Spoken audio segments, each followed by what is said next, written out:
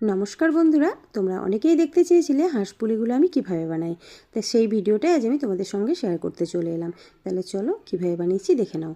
তো প্রথমেই চালের আটাটা যেভাবে সেদ্ধ করে মাখাই সেইভাবে আমি মেখে নিয়েছি। তারপর এর মধ্যে দেখো একটা বাটি বানিয়ে এই তিলের পুর দিয়ে খুব ভালো মতো মুখটা চেপে চেপে বন্ধ করে দিলাম। তারপর আগের দিকটা থেকে একটুখানি গোল করে মাথাটা বানানোর চেষ্টা করছি। এই যে দেখো এইভাবে ঠিক গোল করে মাথাটা বানিয়েছি।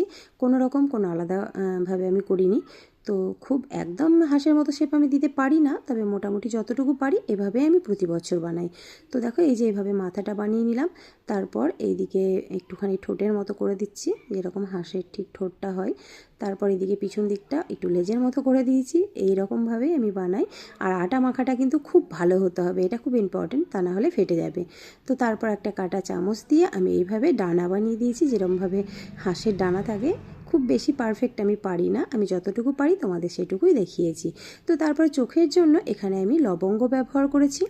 যদিও হাঁসের চোখগুলো একটু লম্বাটে হয়, কিন্তু আমি এখানে লম্বা মানে কালো জিরে বা তিল দিলে ছেড়ে যায়, ওই জন্য আমি এখানে লবঙ্গ ব্যবহার করেছি। আর ঠোঁটের জন্য আমি ঠোঁটে একটুখানি জল লাগিয়ে দিয়েছি হাঁসের ঠোঁটটায়। তারপর সামান্য একটু হলুদ নিয়ে এই যে ঠোঁটটা আমি বানিয়ে নিয়েছি। তো এইভাবেই আমি হাঁসপুলিগুলো বানিয়ে নিই। তো দেখো সব হাঁসপুলিগুলো বানানো হয়েছে। এখানে আমি একটা বানিয়েছি কালো কালো জিরে দিয়ে বা কালো তিল দিয়ে, এগুলোও করা যায়। তারপর একটা ছিদ্রযুক্ত থালা আমি ফুটন্ত জলের মধ্যে বসিয়ে পিঠেগুলো ভাপিয়ে নিয়েছি। তো এই দেখো একদম রেডি হয়ে গেছে আমার হাঁসপুলিগুলো। তো এবার তোমরা যে যার ইচ্ছে মতো পরিবেশন করতে পারো। এগুলো কিন্তু দুধের মধ্যে দিয়ে একটু বা ক্ষীরের মধ্যে দিয়ে পরিবেশন করলে খুব ভালো লাগে। তো আমি তো প্রতি বছর এই যে ক্ষীরের মধ্যে পরিবেশন করি, এটা কিন্তু ভীষণ ভালো লাগে। আর হ্যাঁ বন্ধুরা, আমি এখানে তিলের পুর ব্যবহার করেছি, তবে তোমরা চাইলে তোমাদের নিজেদের ইচ্ছে মতো যে কোনো পুর ব্যবহার করতে পারো, ক্ষীর বা নারকেল, যেটা তোমাদের ইচ্ছে।